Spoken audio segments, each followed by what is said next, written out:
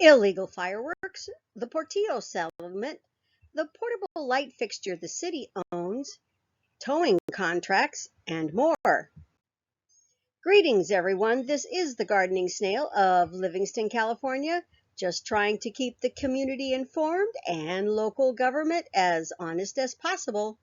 This video is part one of a four-part series in which we will look at a little recent Livingston history through the lens of the April 2023 invoice from the city's attorney.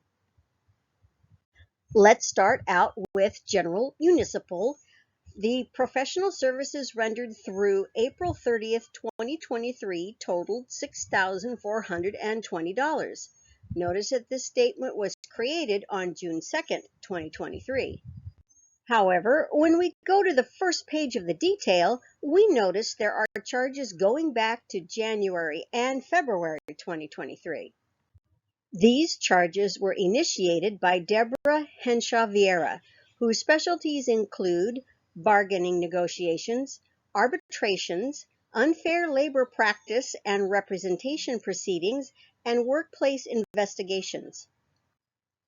On the second page of the detail, I notice some items about the towing contract policies and procedures, the school district's use of the city's portable light fixtures, and the fireworks ordinance, among other things.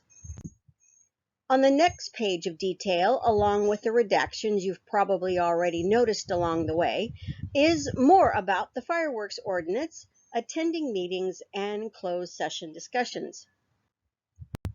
On the last page of the detail is where we notice an entry about conferring with client regarding report out of closed session for the Portillo settlement approval. In our next video, where we look at the charges for human resources, we will see that the drafting of this settlement took place as early as January 2023. At the bottom of this page is the list of who charged for general municipal services and how much.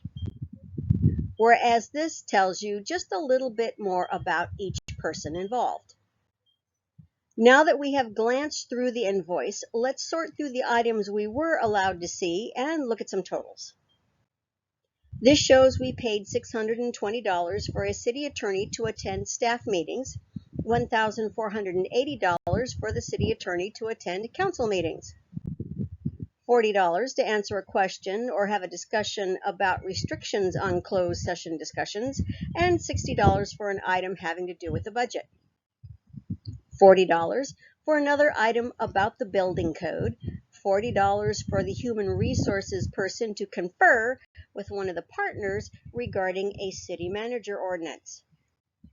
I think it's reasonable to assume that this is in regards to discussions about the Portillo settlement that was being drafted in late January. $40 to review a city manager update memorandum, and $20 to confer about the city treasurer's official duties. $300 to confer about closed session items and the report out of closed session. Notice our city attorney is conferring with managing partner Doug White. In my opinion, it's probably to make sure that the report out of closed session said as little as possible in as few words as possible, to be as vague as possible as permitted by law. $100 to review small construction services contract, and $120 to review the fireworks show contract. $1,460 for researching and conferring, and more researching and more conferring, and revising notices of public hearing about the illegal fireworks ordinance. Another $100 towards the joint powers agreement, and $420 to revise and finalize an agreement to allow the school district to use the city's portable light fixtures. I'm wondering if this agreement is restricted solely to the school district, or if other not-for-profit groups would be allowed to also use the portable light fixtures in the future. $40 to confer about that report out of closed session for the Portillo settlement approval, $180 to review drafts and revisions of regular meeting agendas, $40 to confer about the request for proposal for legal services, and $120 for the human resources person to confer with managing partner Doug White about a special city council meeting. Wrapping it up with conferring about towing contract policies and procedures. Total professional services, $6,420. Of that, $1,160 worth were redacted.